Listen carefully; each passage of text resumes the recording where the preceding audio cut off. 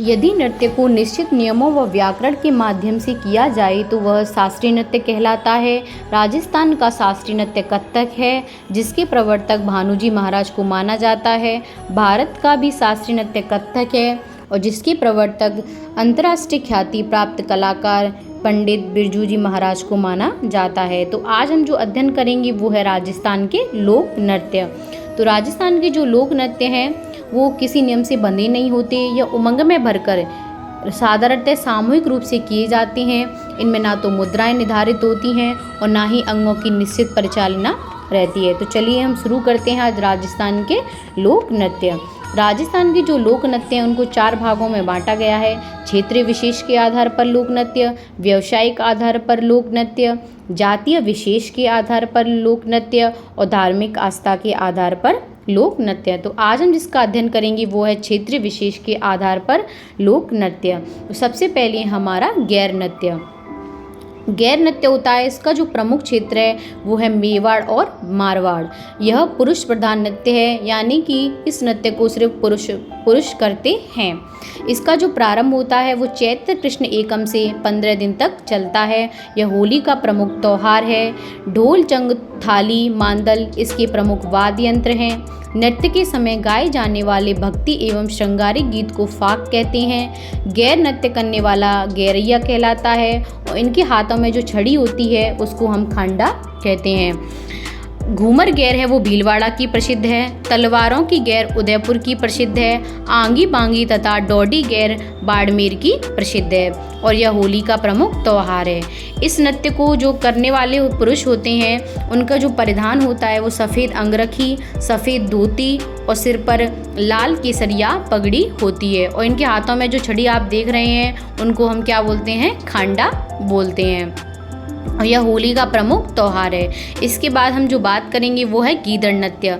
गीदड़ नृत्य भी गैर नृत्य के समान होता है। इसका जो प्रमुख क्षेत्र है वो शेखावाटी क्षेत्र है और यह भी पुरुष प्रधान नृत्य होता है। इसका प्रारंभ प्रहलाद की स्थापना के बाद होता है। इसमें जो प्रमुख वाद्य यंत्र होता है वो होता है नगाड़ा। इसमें क्या होता है, कुछ पुरुष महिलाओं का वेश धरते हैं जिन्हें गणगौर या मेहरी कहते हैं। इसमें एक खुले में एक मंडप बनाते हैं और सर्वप्रथम उस मंडप में नागरची मंडप में पहुंचकर प्रार्थना करता है। इसके बाद नृत्य प्रारंभ होता है। हाथों में इनके में 1.5-2 फुट के डंडे लेकर इस नृत्य को करते हैं। यानी कि जो गीदड़ नृत्य है वो पुरुष प्रधान नृत्य है। इसका जो प्रारंभ है वो प्रहलाद की स्थापना के बाद होता है और इसका जो प्रमुख वाद्य यंत्र है वो है नगाड़ा। इसके बाद जो हम बात करेंगे वो है लहूर नृत्य।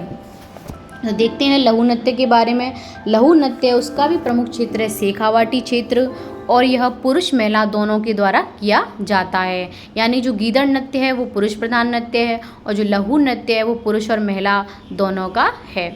इसके बाद है ढप नृत्य। ढप नृत्य भी शेखावाटी क्षेत्र का प्रसिद्ध है। ये बसंत पंचमी के दिन किया जाता है। इसके जो प्रमुख वाद्य यंत्र है वो है ढप और मजीरे।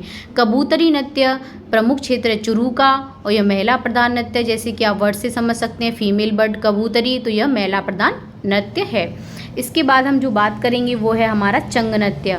इसका जो प्रमुख क्षेत्र है वो है शेखावाटी। यह होली के अवसर पर किया जाता है और यह पुरुष प्रधान नृत्य है। इसमें ही पुरुष महिलाओं का जो वस्त्र धारण करते हैं, यानी कि महिलाओं का स्वरूप धारण करते हैं और इस नृत्य को करते हैं। यानी कि गीदड़ नृत्य, लहू नृत्य, ढप नृत्य, कबूतरी नृत्य और चंग नृत्य, ये पांचों जो नृत्य हैं वो शेखावाटी क्षेत्र के प्रसिद्ध हैं। हम इनको याद रखेंगे। इसके बाद हम जो बात करेंगे वो है ढोल नृत्य। ढोल नृत्य है उसका प्रमुख क्षेत्र है जालौर और यह पुरुष प्रधान नृत्य है। यानी कि ढोल पुरुष बजाते हैं तो इसको हम ऐसे याद कर सकते हैं, तो यह पुरुष प्रधान नृत्य है। ढोल बजाने की एक शैली होती है जिसको हम क्या बोलते हैं? थाकना। इस नृत्य को जो प्रसिद्धि दिलाई थी वह भूतपूर्व मुख्यमंत्री जयनारायण व्यास जी ने दिलाई थी। उसके बाद हम बात करते हैं लूम्बन नृत्य। इसका भी प्रमुख क्षेत्र जालौर है और यह महिला प्रधान नृत्य है और यह होली के अवसर पर किया जाता है। यानी कि ढोल नृत्य वो जालौर का है और लूम्बन नृत्य भी जालौर का प्रसिद्ध है, लेकिन इन दोनों में अंतर ये है कि ढोल नृत्य पुरुष प्रधान नृत्य है और जो लूम्बन नृत्य है वो महिला प्रधान नृत्य है और यह होली के अवसर पर किया जाता है। और ढोल बजाने की जो शैली होती है उसे हम क्या बोलते हैं, थाकना। उसके बाद हम जो बात करेंगे वो है रण नृत्य, यानी कि रण से हम समझ सकते हैं रणभूमि में कौन जाएंगे, पुरुष। तो यानी कि यह पुरुष प्रधान नृत्य है। इसमें जो सरगड़ा जाति के जो पुरुष होते हैं वो इस नृत्य को करते हैं। और इसका जो प्रमुख क्षेत्र है वो है मेवाड़, यानी कि ढोल नृत्य जालौर का और लूमर नृत्य जालौर का, और जो रण नृत्य है वो मेवाड़ का प्रसिद्ध है। तो इन तीनों नृत्यों को हम याद रखेंगे। और इसमें जो जाति होती है वो होती है सरगड़ा जाति। इसके बाद जो हम बात करेंगे वो है बमरसिया नृत्य। बमरसिया नृत्य है वो भरतपुर और अलवर का प्रसिद्ध है। इसमें जो प्रमुख वाद्य यंत्र होता है वो होता है नगाड़ा, और यह पुरुष प्रधान नृत्य है। इस नृत्य को जब नई फसल आती है उसकी खुशी में करते हैं, यानी जो नई फसल आती है उसको काटने के बाद खुशी में पुरुषों द्वारा फागुन की मस्ती में गांव की चौपाल पर किया जाता है।